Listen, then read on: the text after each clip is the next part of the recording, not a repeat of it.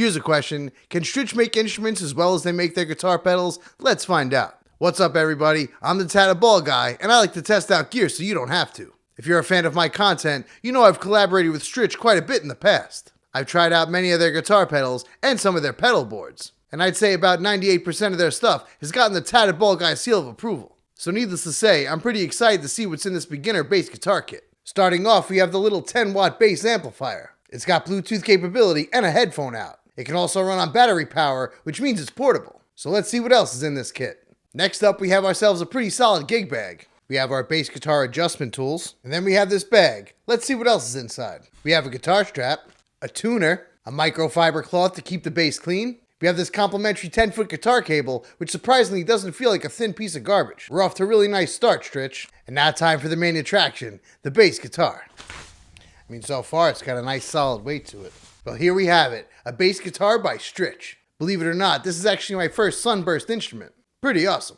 Giving this a quick visual inspection, so far so good. So even though it looks great, what really matters is how it sounds. So let's put this bass through a variety of tone tests. First, we're going to put it through the amp that comes with this kit, that way you know what you're getting when you buy it. After that, we'll run this through my live bass rig, that way you can hear what this bass sounds like with an upgraded amp. And lastly, I'll use this bass to record a full mix demo, that way you can hear what this bass sounds like when you record it. Following the tone test, you'll hear my final thoughts.